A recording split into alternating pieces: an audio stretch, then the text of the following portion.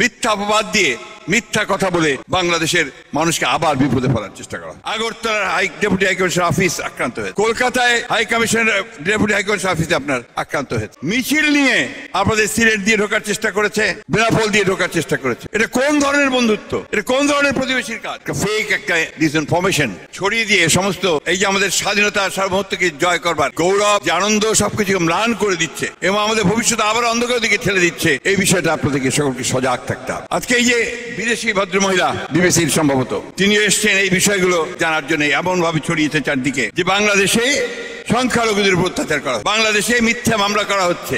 শেখ হাসিনা যিনি বাংলাদেশের মানুষের উপর অত্যাচার করেছেন, নির্যাতন করেছেন, খুন করেছেন, হত্যা করেছেন, 20,000 তরুণকে হত্যা করেছেন, আমাদের ইলিয়াস আলী সহ 700 মানুষকে গুম করে দিয়েছেন। আমাদের এমন কোন নেতা নেই, আমাদের সবচেয়ে বড় আমাদের দেশনেত্রী বেগম খালেদা জিয়া, তাকে বছরের পর বছর কারাগারে আটকে রেখেছিলেন। আমাদের নেতা তারেক রহমানকে মিথ্যা মামলা দিয়ে নির্বাসিত করেছেন। সেই শেখ হাসিনাকে আজকে ভারত আশ্রয় দিয়ে, এবং সেই শেখ হাসিনা আবার তার দলবল নিয়ে ষড়যন্ত্র করছে, নতুন করে চক্রান্ত সৃষ্টি করছে বন্ধুগণ, এবং এই চক্রান্ত সৃষ্টি করে বাংলাদেশের স্বাধীনতা, গণতন্ত্র, সার্বভৌমত্বকে বিনষ্ট করতে চায়। আজকে চিন্তা করে দেখুন, যে মহিলা একসময় প্রধানমন্ত্রী ছিলেন, সেই মহিলা 15 বছর ধরে বাংলাদেশের মানুষের বিরুদ্ধে অবস্থান নিয়েছে। সেই মহিলা আজকে ভারতে বসে, বিদেশে বসে বাংলাদেশকে কিভাবে ক্ষতি করা যাবে, কিভাবে বাংলাদেশের স্বাধীনতাকে বিপন্ন করা যাবে, কিভাবে বাংলাদেশকে আবার অন্ধকার দিকে ঠেলে যাওয়া যাবে, সেই ষড়যন্ত্র চক্রান্তে লিপ্ত হয়েছে। এদের কি কোনো ক্ষমা করা যায়? এদের কি কখনো ক্ষমা করা যায়? বন্ধুগণ, ক্ষমা করা যায় না। তাই খুব পরিষ্কার কথা, যেটা আমি বারবার বলেছি, যে শেখ হাসিনাকে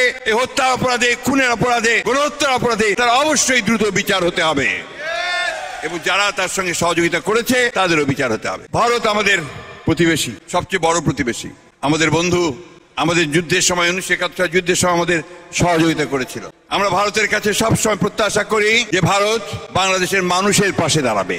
কোন একটা বিশেষ রাজনৈতিক দল আওয়ামী লীগের সঙ্গে পাশে দাঁড়িয়ে সে বাংলাদেশের গণতন্ত্রকে ক্ষতিগ্রস্ত করবে না, এই কথা আমরা প্রত্যাশা করি। থাকি আমরা আশা করি যে ভারত তার যে অতীতে এই যে ভুল করেছে এবং বাংলাদেশের মানুষের সঙ্গে যে বিচ্ছিন্নতা সৃষ্টি করেছে, এটাকে তারা কাটিয়ে ওঠার চেষ্টা করবে, এবং তাদের এখন যে কার্যকলাপ যারা বাংলাদেশের বিরুদ্ধে করছে, সেই কার্যকলাপগুলোকে তারা বন্ধ করবে।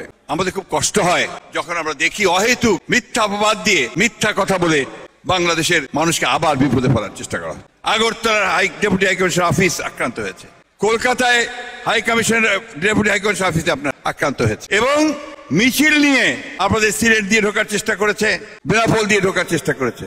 এটা কোন ধরনের বন্ধুত্ব? এটা কোন ধরনের প্রতিবেশীর কাজ? আমরা তাই আবারও আজকে এই সভা থেকে ভারতবর্ষকে অনুরোধ জানাতে চাই, তাদের কাছে আমরা নিবেদন করতে চাই যে আপনি অনেক বড় দেশ, কিন্তু তাই বলে এই বাংলাদেশ যে যুদ্ধ করে স্বাধীন হয়েছে, যে সংগ্রাম করে, লড়াই করে, যে গণতন্ত্রকে আদায় করে নিয়েছে, যারা বুকের রক্ত দিয়ে তাদের অধিকারকে আদায় করেছে, তাদেরকে খাটো করে দেখে বাংলাদেশের বিরুদ্ধে দাঁড়াবেন না, কারণ বাংলাদেশের মানুষ কখনোই তা মেনে নেবে না।